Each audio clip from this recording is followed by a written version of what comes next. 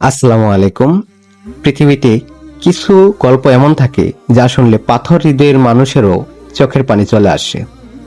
আজ আপনাদের শোনাবো বিশ্বনবী হযরত মুহাম্মদ সাল্লাল্লাহু আলাইহি ওয়াসাল্লামের জীবনের এমনই একটি হৃদয়স্পর্শী ঘটনা। মদিনার বুকে তখন ঈদের আনন্দের বন্যা। সবাই নতুন জামা কাপড় পরে ঈদগাহে যাচ্ছে। ছোট ছোট শিশুরা হাঁটছে, খেলছে, একে অপরের সাথে আনন্দ করছে। কিন্তু রাস্তার এক কোণে বসে একটি ছোট বাচ্চা অঝরে কাঁদছে। তার পরনে ছেঁড়া আর নোংরা জামা, পায়ে কোনো জুতা নেই। ঈদের আনন্দ যেন তাকে স্পর্শ করতে পারেনি। নবী করিম সাল্লাল্লাহু আলাইহি ওয়াসাল্লাম ঈদগাহে যাওয়ার পথে শিশুটির কান্নার আওয়াজ শুনতে পেলেন। তিনি থমকে দাঁড়ালেন। দয়াল নবী শিশুটির কাছে গিয়ে মাথায় হাত বুলিয়ে জিজ্ঞেস করলেন, হে বাছা, তুমি কাঁদছো কেন?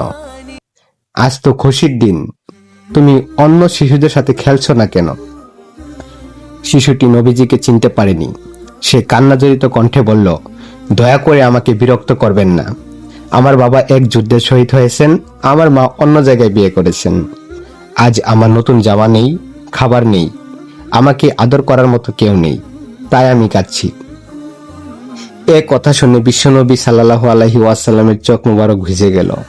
তিনি শিশুটির হাত ধরলেন এবং পরম মমতায় বললেন, হে বাছা, তুমি কি এতে খুশি হবে না যদি আমি মুহাম্মদ সাল্লাল্লাহু আলাইহি ওয়াসাল্লাম তোমার বাবা হয়, আয়েশা রাদিয়াল্লাহু তাআলা আনহু তোমার মা হন, আর ফাতিমা রাদিয়াল্লাহু তাআলা আনহু তোমার বোন হন? শিশুটি চমকে উঠল।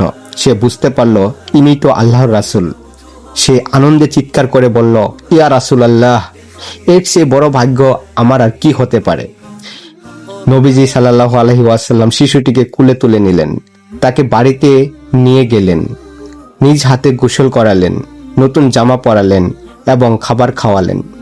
যে শিশুটি একটু আগে এতিম ছিল, মুহূর্তের মধ্যে সে পৃথিবীর শ্রেষ্ঠ অভিভাবক খুঁজে পেল। প্রিয় দর্শক, আমাদের নবীজি সাল্লাল্লাহু আলাইহি ওয়াসাল্লাম এতিমদের কতটা ভালোবাসতেন তা এই ঘটনা থেকে বোঝা যায়। তিনি বলেছেন, আমি এবং এতিম প্রতিপালনকারী জান্নাতে এই দুই আঙ্গুলের মতো পাশাপাশি থাকব। আসুন আমরা আমাদের সাধ্যমতো এতিম এবং অসহায়দের পাশে দাঁড়াই। ভিডিওটি ভালো লাগলে শেয়ার করে অন্যকে দেখার সুযোগ করে দিন। আল্লাহ আমাদের সবাইকে কবুল করুন। আমিন।